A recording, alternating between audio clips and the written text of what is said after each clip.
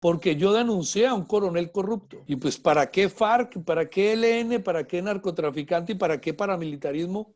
Si el enemigo número uno del policía era el comandante de departamento. Buenas tardes y buenos días a todas las personas que nos ven también desde otros lugares. Les doy la bienvenida desde Queimada Magazine. Estamos en este momento con Diana Rodríguez, como ustedes saben, siempre aquí haciendo equipo y buscando la forma de transmitirles la mejor información de los mejores personajes y más reconocidos a nivel nacional y en este caso a nivel internacional también. Pues nada más y nada menos les tengo un barcelonés del departamento del Quindío de nuestro bello país Colombia, orgullosamente quindiana, es decir que él es un coterráneo nuestro, pero no está con nosotros porque sea coterráneo, sino porque es una persona polémica, es una persona que no tiene pelos en la lengua y hoy nos va a hablar, como siempre acostumbramos aquí en Queimada, sin pelos en la lengua y como le gusta a la gente, saber la verdad y las dos caras de la moneda. Nada más y nada menos tengo conmigo al youtuber, al instagramer, a la persona que es un influencer a nivel político, una persona de bastante trayectoria, al señor Josué Martínez Loaiza. Hola Josué, bienvenido, el minero, ex integrante de las fuerzas policiales colombianas, es carabineros y mal no estoy. Entonces, bienvenido y los micrófonos de Queimada son todos suyos.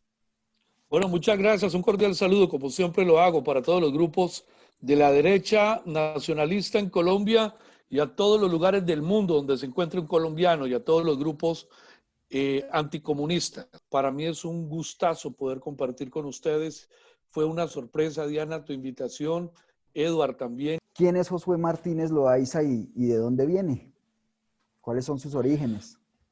Bueno, mis orígenes son 100% cafeteros. Yo soy nacido en Génova, Quindío, de crianza en Barcelona, Quindío. Soy un muchacho criado en un pueblo cafetero. Yo creo que he sido levantado con la templanza de los arrieros, como lo dice el hermoso himno del departamento del Quindío. De arrieros somos, arrieros y blasón. Soy un hombre que creo en la democracia, que creo que no existe la suerte, sino el trabajo, el mérito. Soy un hombre que creo en los valores y los principios judeocristianos. Para muchos soy un extremista y creo que tienen razón. Si decir la verdad y tratar de andar por lo que yo considero son los principios y valores morales de mi raza, lo soy. Creo en la República, creo en Colombia, creo en el colombiano de a pie, creo en ese colombiano que se esfuerza por hacer una carrera universitaria, como también creo en ese colombiano que se levanta a las 4:30 de la mañana a coger café, a sembrar yucas, a arrancar la papa, a sembrar zanahorias, cebollas. Yo creo en esos colombianos que abren la tiendita de pueblo, creo en esos colombianos que levantan su familia a punta de esfuerzo y detesto totalmente cualquier principio izquierdista. De ahí a detestar a la persona o al ser humano como tal, no, porque entiendo y soy un promotor de que tú eres, que el socialista se hace por ignorancia y el anticomunista se hace por conciencia y por sabiduría. Y bien lo enseñó el expresidente Ronald Reagan por allá a finales de 1989 con la caída del muro de Berlín. Somos anticomunistas porque tendimos al comunismo. Soy un hombre que fui formado en la Escuela de Carabineros Alejandro Gutiérrez. Estudié en la Universidad de Manizales y en la Universidad de Caldas. Valoro mucho a todo aquel que estudia, que se prepara y que sale adelante. Soy un carabinero 100% y lo sería hasta el último día de mi vida. No existe título más sagrado para mí que el de ser colombiano. No existe un honor más grande para mí que el de ser un carabinero de la República de Colombia. Soy empresario minero, es otra de mis pasiones, la geología, la minería. Soy un ciudadano del mundo. Creo en la familia, creo en el hogar de padre, madre e hijos. Eso soy yo. Bueno, me parece súper interesante todo eso que nos ha contado de ustedes, Josué, pero ¿Por qué decide radicarse en Chile, si mal no estoy, y qué lo inspira a dedicarse a la minería siendo un negocio tan riesgoso? Pues puede ser una de sus pasiones, pero es un negocio muy riesgoso porque la vida de las personas que están haciendo esta labor siempre está en constante riesgo. Precisamente por el riesgo. El trabajo que yo realicé en Colombia con la Policía Nacional me llevó a aprender cosas maravillosas, incluso a nivel de comunicaciones. Usted sabe, Diana y Edward, se lo comento, yo fui el creador de las emisoras de la policía en Colombia y créame que no fue nada fácil convencer a la policía del general Rosso José Serrano Cadena, en ese entonces director general, de que los policías, adicional de perseguir ladrones, podríamos generar procesos de comunicación alternativa. Yo soy de esos que creen que la mejor manera de ejercer Estado es que la gente se sienta cómoda. Y cuando usted está cómodo, no tiene necesidad de discutir. Siempre que el policía llega a una situación de X riesgo, llega como el que nadie quiere, como el que una parte quiere y los otros no quieren. Cuando muchos de esos problemas ni siquiera le corresponderían a un policía. Yo soy partidario de que cuando una persona decide cometer el delito, pierde cualquier derecho, incluso el de la vida. Yo conocí casos muy lamentables en Colombia, donde a muchas personas le pegaron una puñalada por quitarle un par de zapatos. Yo conocí el caso triste de jóvenes universitarios que por robarles una computadora portátil o robarles un celular, les acaban sus vidas. Y muchos de los problemas que tenemos en Colombia es porque nosotros les hemos dado Edward y Diana, alas, a desgastarnos con gente que no es necesario que nosotros lo hagamos. Usted no tiene por qué negociar con el que te hace daño. ¿Qué me hace cambiar a mí de vida? De policía a minero, que es una pregunta que muchas personas me le han realizado. Precisamente la injusticia. A mí en Colombia me acusaron institucionalmente de muchísimas cosas y esto hoy lo digo con risa y yo creo que ustedes se van a reír igual conmigo cuando yo les diga a ustedes que a mí me acusaron de maltrato al superior. A mí me hacen un proceso jurídico impresionante por decir la verdad, porque yo denuncié a un coronel corrupto. Y pues, ¿para qué FARC? ¿Para qué ELN? ¿Para qué narcotraficante? ¿Y para qué paramilitarismo? Si el enemigo número uno del policía era el comandante de departamento. Yo denuncié todo eso. A un tipo que se robaba la gasolina.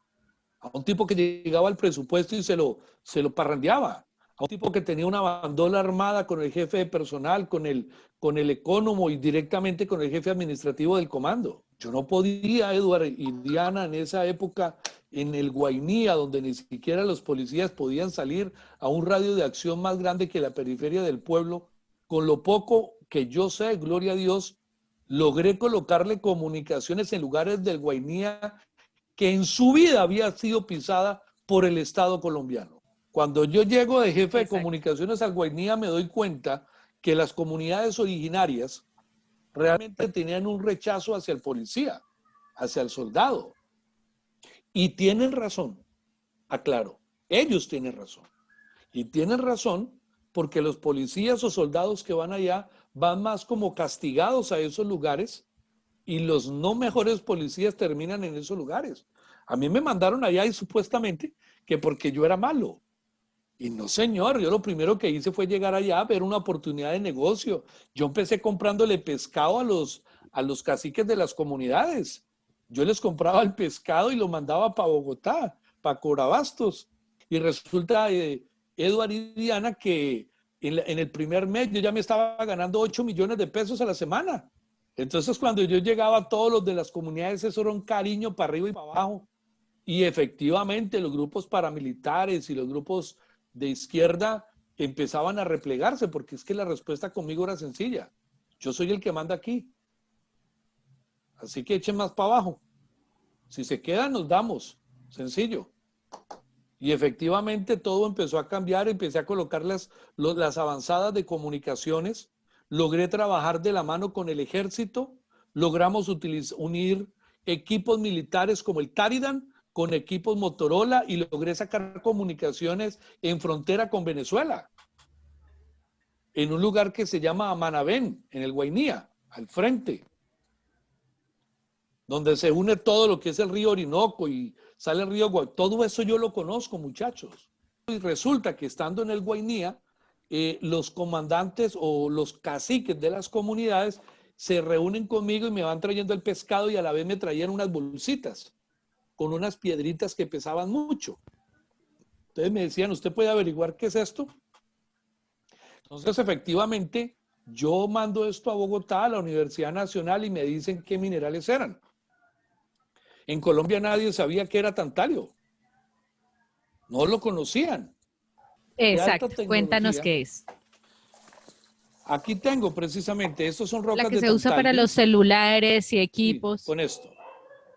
¿Ok? Entonces, ¿qué sucedió? ¿Cuánto Eso fue vale esa parte de... piedrita? Bueno, esta piedrita vale mucha plata. Eso es de acuerdo a la concentración, pero un kilo puede llegar a costar 30, 40 dólares, de acuerdo a la concentración, incluso muchísimo más. Entonces, cuando yo empiezo a realizar todo este tipo de trabajos y me empiezan a llegar, a mí me contactan de Bogotá, que cómo habían llegado estas rocas allá. Yo lo había mandado a varios laboratorios. Efectivamente, conozco a unas personas israelíes. Esas personas se contactan conmigo en el Guainía y empezamos una bonita amistad y ellos me dicen, venga, ¿usted por qué no trabaja con nosotros? Entonces, pues yo le dije, no, ¿cómo voy a trabajar con ustedes, hombre? Yo soy el jefe de comunicaciones del Guainía. Yo no, esta vaina lo hago por otras razones. Por placer. Pero con mucho gusto les puedo asesorar quiénes son las personas de las comunidades con las cuales ustedes pueden trabajar. Entonces, en ese momento histórico se empezó a generar un proceso de piratería de minerales. Y yo quedé en la mitad, engrampado ahí. Pero era el policía que más sabía de eso en ese momento. O sea que yo podía prácticamente atacar todo el frente de la minería ilegal. Y no lo hice. No lo hice. Y nunca lo hubiese hecho. Y gracias por esa pregunta que me hace, Diana, porque en todos estos años, en todas las entrevistas, nadie me preguntó eso. Y le voy a decir por qué no lo hice. Porque sea un minero legal o sea un minero ilegal, es un colombiano. Y cuando usted está en el Guainía, cuando usted está en el Baupés, cuando usted está en el Bichada, cuando usted está en esos antiguos territorios nacionales, créanme, muchachos, créanme, que para usted levantar familia y ganarse 50,000 o 100,000 pesos es casi imposible. Literalmente imposible. Y hay personas que tienen que levantar su vida con lo que cogen del río.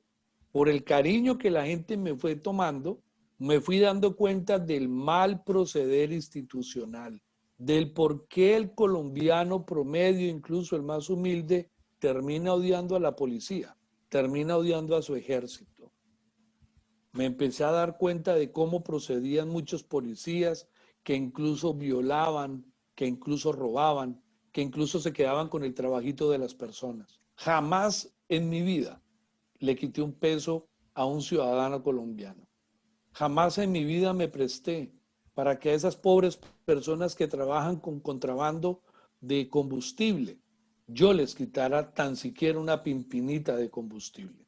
El policía que yo conozco y que yo respeto, camina. El policía que yo conozco y respeto, a pie, puerta a puerta, se hace conocer de su gente. No se hace odiar en una moto. ¿Qué aprendí yo de la gente del Guainía? A la región que adoro. Creo que después del departamento del Quindío, la región que yo más amo en Colombia, definitivamente son mis llanos y mis selvas. Caquetá, Putumayo, Meta, Bichada, Guaviare, Guainía, antes que cualquier cosa.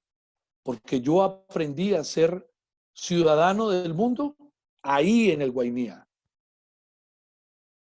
A mí no me mandaron de castigo al Guainía, a mí me mandaron a recibir el mayor premio que un policía en Colombia, que un carabinero puede recibir. Estar con esa gente allá. Es un mundo maravilloso.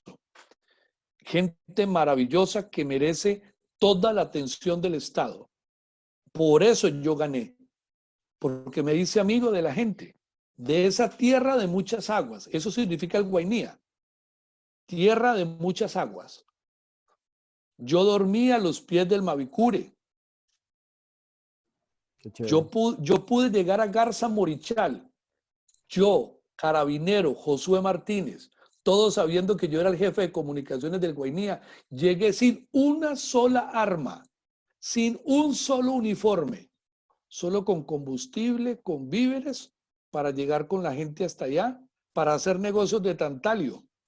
Yo llevé escáneres, llevé de todo, porque la empresa israelí me pagó para hacer ese trabajo, y prácticamente ahí fue donde decidí colgar el uniforme, porque el señor es un judío, se llama Sam Gad, me dijo: Josué, usted ya peleó, ya cargó la bandera, ya hizo patria, ¿por qué no pelea por usted?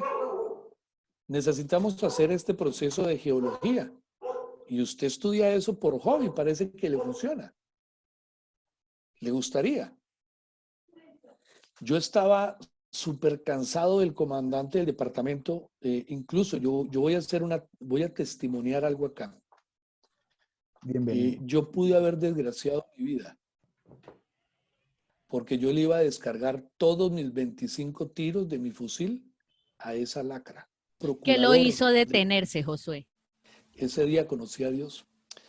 Yo estaba sentado en Puerto del Guainía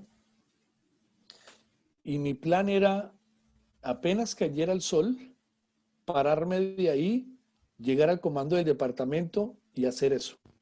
¿Y por qué nació la idea? Porque se me sentó una persona al lado y me dijo que todas las personas que llegan al Guainía me hacen llorar. Tranquilo, José. Para eso es este espacio. Relájese. No se preocupe. Bueno, Me gusta porque es el lado humano. Siempre te han visto en redes diciendo muchas cosas, pero tu lado humano poco, Josué. Y pues aquí es una casa donde tienes amigos. Entonces, bueno, esa persona se me sentó al lado. Esa persona se me sentó al lado porque cuando yo llegué al Guainía, no tenía para comer. Esa persona estaba por ahí andando y yo me senté y me dijo que si le regalaba algo. Y yo le invité un almuerzo, ahí donde le preparaban la comida a los policías, que es un restaurante que quedaba al lado del comando. Y tuve una muy buena amistad con esa persona. Y ese día esa persona se me sentó al lado y me dijo que todos los que llegaban al Guainía volvían a nacer. Y me dijo que si yo era feliz, ahí. Y yo le dije sí. Y esa persona, nunca lo voy a olvidar, me dijo: nunca olvide que eres feliz. Yo me puse a pensar y dije: mañana lo hago. Voy a ser feliz hoy. Y me fui, no lo hice, comí esa noche. Como a las 9 de la noche me suena el celular de un teléfono que yo no conocía. Y una persona me dice: ¿usted es sultano de tal? Yo le dije: sí. ¿Con quién hablo? Me dijo: no, no importa usted con quién habla. ¿Podemos hablar con usted mañana? Ok. Llegaron esas personas, hablaron conmigo y me ofrecieron un negocio. Yo tenía una cajita de madera, recuerdo yo, con 60 huequitos. Y en cada huequito yo había colocado una piedrita de cada una de esas regiones donde a mí me habían mandado las muestras. Entonces el tipo me dijo: ¿usted sabe de geología? Yo le dije: pues estudio por hobby, pero ¿qué cuesta esto? Y le dije: más o menos. ¿Se las puedo comprar? Y le dije: bueno. Y en un solo día me pagaron lo que no me gané en 16 años de trabajo en la policía. Uy, wow. caramba. En un solo día. Yo quiero. Qué suerte. Me dieron $10,000 y me dijeron: lo esperamos en Bogotá. Entonces, pues por $10,000, pues irme para Bogotá, pues para hacer una fila ahí, para reunirme con una cantidad de peludos, a que te hablen vainas, pues yo lo vi sano, ¿no? Claro. Entonces, pues yo me meto y empezó el cuento, y resulta que el líder, la persona que ellos habían traído, era un exmilitar americano. Y este señor exmilitar americano era el que era el encargado de todos los procesos de selección de esta empresa. Y tuvimos una química inmediata, o sea, fue chévere la cosa. Y yo en ese momento estaba en una depresión impresionante institucionalmente hablando, porque incluso yo me acerqué a denunciar los hechos de corrupción y de daños que estaba haciendo, lo que estaba sucediendo con estos comandantes en el Guainía, y estaba de director el general Naranjo, Naranjo. más conocido en el bajo mundo como Coca Naranjo. Entonces, Caramba. ¿cómo llega usted de ¿Y por qué le comandante dicen de...? así?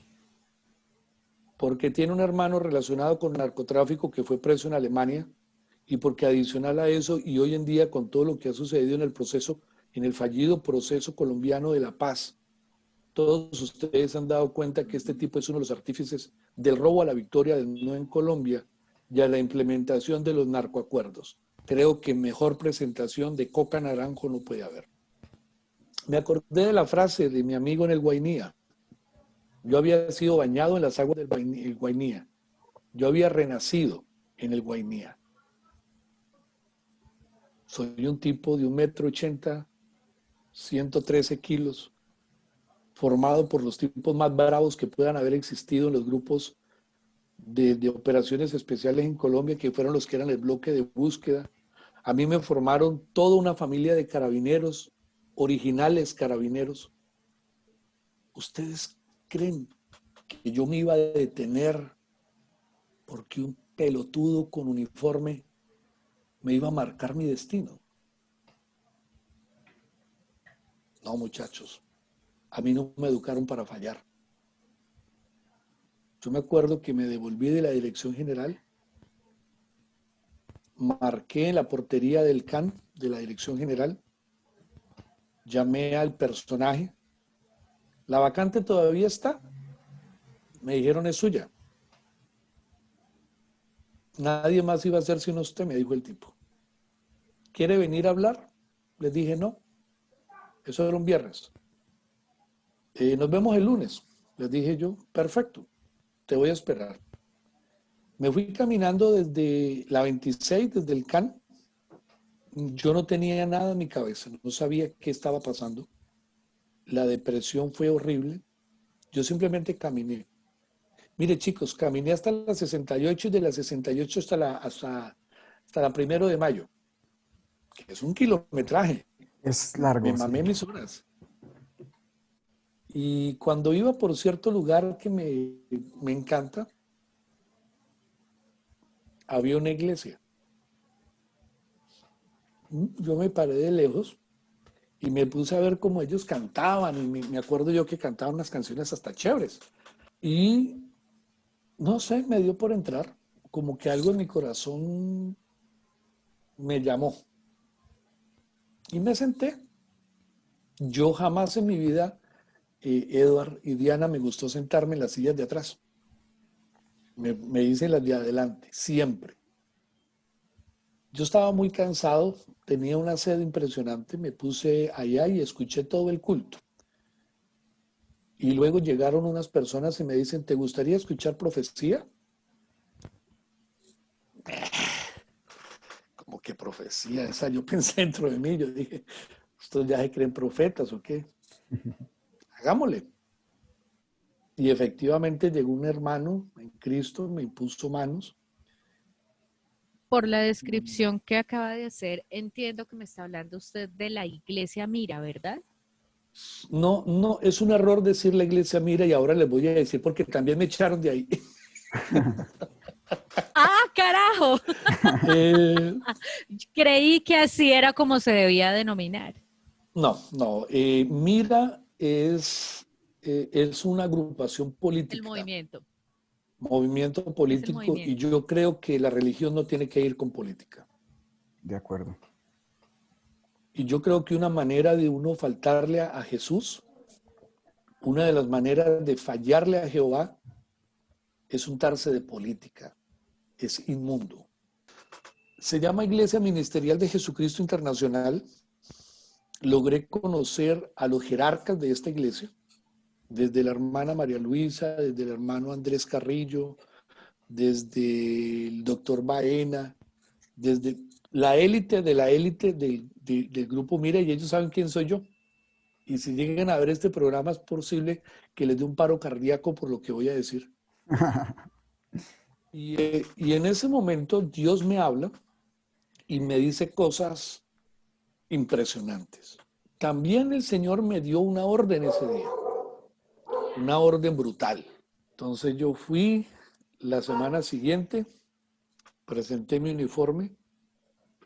Yo ni siquiera miré para atrás, muchachos. Y a mí el Señor me dijo que me colocaría en tierra extraña, tierra extranjera. Me dijo el día y cómo sería. Te estoy hablando que eso me lo dijo un viernes. A los 8 días, yo ya estaba en Santa Cruz de la Sierra, Bolivia. Yo tenía un matrimonio de 16 años, tenía mis hijos, tengo mis hijos, todo. Todo lo perdí. Todo el Señor me lo quitó. Fue tan duro mi trabajo y ha sido tan duro mi trabajo en minería, cuando tú hablas de sacrificio, Diana, que yo pude volver a ver a mis hijos después de 6 años. Y eso que porque se murió mi papá. Y por un hecho que sucedió en Colombia, por un video que yo realicé, donde yo digo que a los malos hay que hacerle lo que ellos hacen, y por la persecución que me hace el gobierno Santos, me meten preso. Yo les voy a confesar, Eduardo y Diana, que yo nunca en mi vida he conocido el miedo. Y resulta que todos los que yo conocía que eran hermanos en Cristo, que hablaban, que me decían que chévere, que qué bonito, nadie tan siquiera me hizo una llamada telefónica.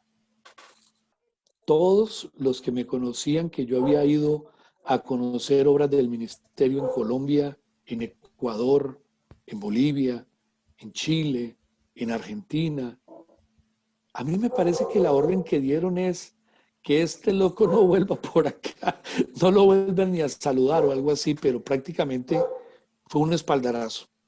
Y es triste porque lo que yo advertí, Diana y Edward, si usted no lo sabe, lo que yo advertí hace 5 años es lo que está viviendo hoy Colombia. Precisamente, Josué y señor director, perdón, tomo la palabra. Quiero que nos cuente cómo fue esa experiencia y de dónde nace el arremeter el gobierno, en ese momento el gobierno colombiano, contra Josué Martínez Loaiza. ¿Qué fue lo que llevó a que fuera tan álgido ese momento en su vida? Cuéntenos para estas nuevas generaciones que desconocen puntualmente qué fue lo que aconteció, por qué usted no se manifestó, qué manifestó en redes sociales, qué generó ese boom pero de una forma negativa y nadie prestó atención como ese presagio, podría decirse de esa manera. No sé si sea la forma correcta de calificarlo. Sí, Diana. Lo que sucede es que cuando usted se enfrenta al enemigo, la paz no se logra negociando, la paz se logra peleando. Es falso que la paz se logre doblegándose o arrodillándose al malvado. Mi comentario para muchos habrá sido cruel cuando yo dije que había que colocar francotiradores en las principales ciudades de Colombia y cuando había que empezar una temporada de caza y de limpieza. Pero perdón, ¿acaso Osama Bin Laden con lo que le hizo al pueblo americano no lo cazaron y no lo dieron de baja? Pero en Colombia los nombran congresistas.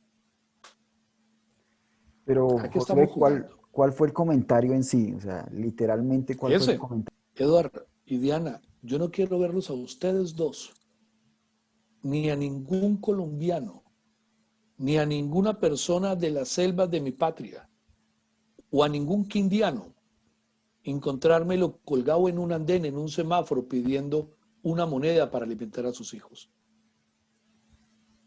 El mayor éxodo en el mundo después del éxodo de Siria es el éxodo de Venezuela. Y aún muchos no lo creen, pero hay un éxodo mucho mayor al venezolano y mucho mayor al de Siria. Y es el de los colombianos que tienen que salir de los campos a las ciudades y dejarlo todo. Porque los grupos narcoterroristas de izquierdas socialistas, progresistas, comunistas, le hacen eso. Yo sé lo que es ver cómo a familias colombianas le secuestran a sus niños, a sus niñas, y se los llevan para el monte. Eso lo sé bien. Yo creo que una persona con un buen criterio y una buena formación de vida, lo último que va a desear es ver a su prole, a su gente, a su raza, aguantando hambre. Mire, yo no se lo deseo a nadie. Yo nunca en mi vida he aguantado hambre. Yo nunca en mi vida he sido un hombre pobre. Y aún en medio de las necesidades, Dios siempre ha estado ahí apoyando, respaldando. Y yo no sé por qué me quiere tanto. Si yo no merezco tanto y el Señor siempre de una u otra manera me ha tendido la mano y nunca me ha dejado caer en vergüenza. ¿Me entiende? Todos estaban ¿Qué con sus sintió en ese uniformes. momento? ¿Qué Uf, sintió en ese momento, Josué? ¿Y qué siente hoy día cuando recuerda ese momento? es duro. ¿Por qué? ¿Por qué es fuerte? ¿Por qué te mueve el corazón? ¿Por qué?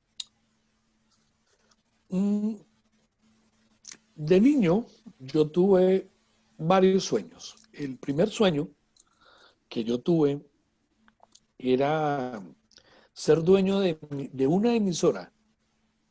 Y la primera emisora de mi pueblo, en Barcelona, Quindío, la hice yo. Tenía 14 años y yo ya era dueño de la emisora del pueblo. Y cuando llego a la Policía Nacional, incluso yo no llevaba ni siquiera un año en la Policía Nacional y yo ya había creado la idea para todas las emisoras de la policía en Colombia, lo que se convirtió en todo, y fue gracias al general José Serrano Cadena, al general Montenegro Rinco, al coronel Ponce Jaimes y a varios más, incluyendo un señor coronel que admiro demasiado, a mucha gente que admiro demasiado, pero en especial a la familia Carabineros. No quiero decir otro nombre, sino a la familia de Carabineros de Alejandro Gutiérrez de Manizales. Y yo había logrado lo que en mi vida creí que podría lograr. Era dueño de una emisora. Qué bien. Y en menos de 3 años eran 14. Y en menos de 7 eran 32. Usted me hizo una pregunta que es brutal. ¿Qué sentí yo? Es mi vida. Yo lo siento muy visceral, Josué, respecto a ese dolor de patria que siento que carga por cada cosa que ocurre en Colombia, en la que desde luego pues no prima la justicia. Me gustaría saber, usted, sabiendo que tiene un listado de, por así decirlo, un listado largo de personas que no solamente lo ven como una figura pública, sino importante y cuyo pensamiento de pronto lidera sus premisas, ¿usted cree o ha pensado en la posibilidad de crear un partido político a través del cual de pronto pueda tener una participación o una injerencia más en las decisiones del país en pro de lo que usted piensa? Desde luego, pues a favor de la gente, ¿no? Sí, Sí lo ha pensado. totalmente. Wow. ¿Y cómo lo llamarías? Ya se llama, ya existe. Tiene presencia en 14 ciudades de Colombia. Cuéntenos. Se Cuéntenos, llama por Derecha favor. Nacionalista de Colombia. Entonces, en ese orden de ideas, muchachos, eso ya se está realizando. Está caminando muy fuerte. Tenemos muchas personas a nivel nacional. Tenemos mesas de trabajos en las cuales se llaman brigadas, pero nosotros nos estamos más preparando para un momento de dificultad. Espero que no sea así. Espero que no haya necesidad de llegar a vías de hecho. Y nos estamos dedicando, o me concentro mucho, en generar conciencia, en ser un generador de conciencia. Y yo creo que si algo aprendí en manejar medios de comunicación durante tantos años en Colombia, gracias amor, en tantos años en Colombia es que hay que crear conciencia. Pero yo llevo 10 años armando mi trinchera. Y si hay que pelear, yo voy a pelear. No lo voy a dudar. Y no voy a mermar mis esfuerzos en absoluto. ¿Por qué? porque yo le hice una promesa ante Dios. Yo juré por mi patria, recibí las armas de la República ante Dios, ante el pueblo como testigos, y juré ante la Constitución de Colombia. El hecho de que yo haya entregado un uniforme, yo no entregué mi título de carabinero, ni entregué mi título de colombiano. Eso hay que dejarlo claro. Cuando a mí me dicen qué opinión tengo de Petro, por ejemplo, que es la peor, es que a la única persona que yo puedo comparar con un criminal como Petro es a Uribe. Ambos criminales. Yo soy fanático, cuando empezamos en la entrevista, del señor de la tienda, del que trabaja, del campesino, del carnicero, del carpintero, del abogado, del médico, del que trabaja, del colombiano. Yo no creo, y yo considero que es una verdadera estupidez ser seguidor de un político. Es imposible. Es literalmente imposible que yo sea un seguidor de Álvaro Uribe Vélez. Mire, no hay nada más lamentable en un proceso democrático que usted vote por el que otro le diga a usted.